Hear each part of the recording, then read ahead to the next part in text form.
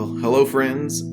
Thank you so much for clicking on this video to listen to the Devo thought that I have for today.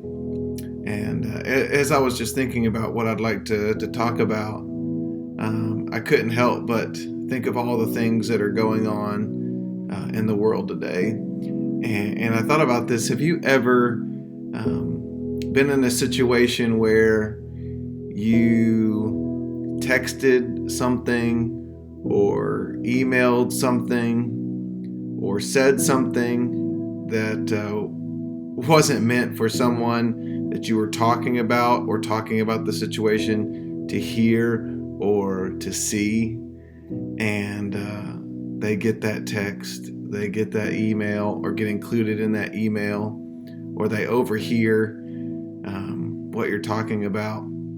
We call that putting our foot in our mouth, right?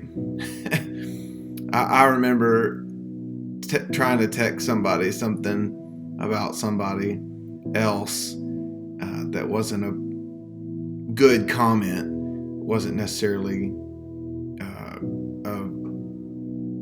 vindictive or mean or gossipy comment, but it just wasn't meant for I literally sent the text to that person that I was talking about, and that was very embarrassing. And I've had a time where someone accidentally included me in an email that was talking about me or criticizing me that wasn't supposed to get to me. And I just remember getting that email and reading it, and remember how it hurt my feelings to see that, and that person kind of feeling bad about including me in the email.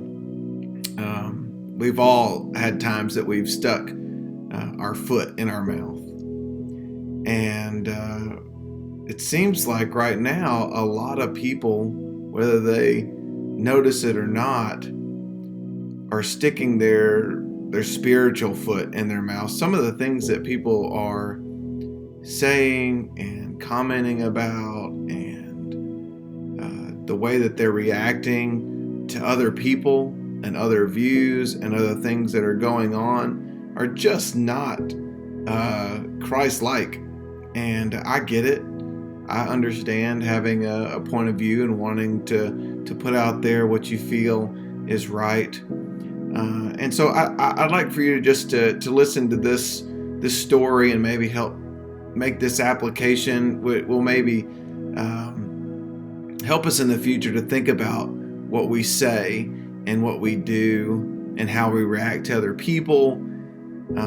Anyway, it's a story of the 10 virgins. Let's look at this story. Here in Matthew chapter 25, just starting in verse 1, is this parable of the 10 virgins. It says, "At that time, the kingdom of heaven will be like 10 virgins who took their lamps and went out to meet the bridegroom. 5 of them were foolish and 5 of them were wise.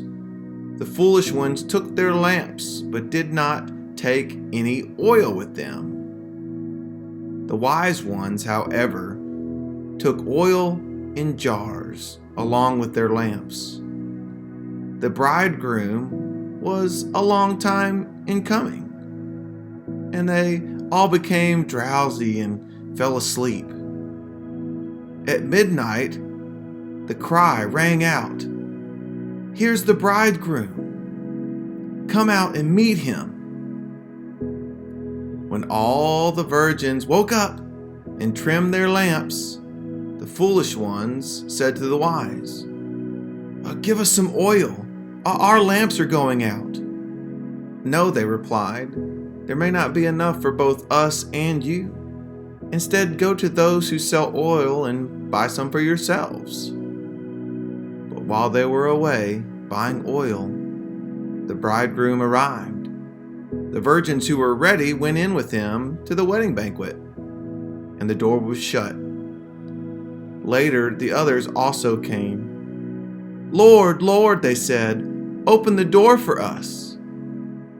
But he replied, 'Truly I tell you, I do not know you. Therefore keep watch, because you do not know the day or the hour. The more time we spend fighting and arguing and debating in ways that are unhealthy, I believe we're burning up the oil in our lives. If we're not filling our lives with spiritual things and encouraging one another, lifting one another up and serving one another, which equals for me, the oil, we're going to run out. And we're going to be searching for oil. We're going to be out arguing and fighting and debating and doing some things that in a lot of ways are what Paul says, trash compared to focusing on the kingdom of God. I'm not saying don't fight for what is right. I'm just saying make sure that we're loving one another first, that we're encouraging one another first. And when something ungodly happens, that we stand up, that we put on the full armor of Christ, the full armor of God, and we fight for what is right. But many of us are fighting for worldly things, and I just want to caution you on running out of oil, because we don't know the day or the hour when the bridegroom will come. And I just ask you to be diligent in having your lamp full of oil. Be prepared.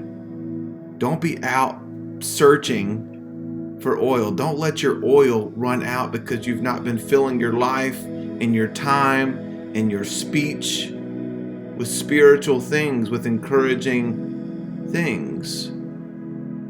This world is going to pass. And the only thing that's going to matter is if we're ready and we're prepared to get in that door and be part of the wedding banquet. We don't want to be part of the crowd.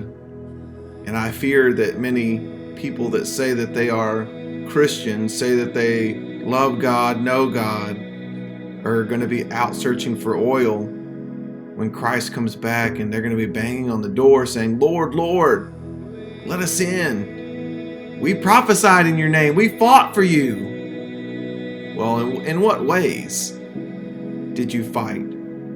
What did you say? What did you do? How did you treat other people? Did you share and show righteousness, even in fighting for justice, fighting for the innocent, fighting for the oppressed, fighting for the things that we morally think is correct? Many people will say, Lord, Lord, and he's going to say, I don't know who you are. I just challenge you to be fighting in a way that brings glory and honor to God. Be encouraging in a way that brings glory and honor to God. Love your neighbor in a way that brings glory and honor to God. Love your family and your friends in a way that brings glory and honor to God.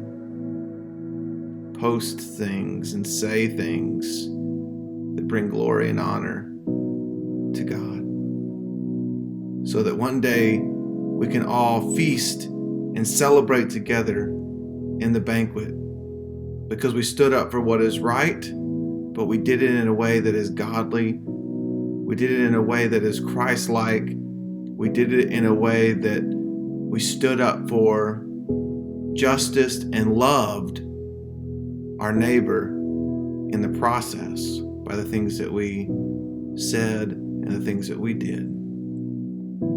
I hope this is encouraging but yet challenging to you today as we think about what are we fighting for, how do we fight, and what are we doing in our day-to-day lives and the things that we say and do to bring glory and honor to God versus ourselves. Take care.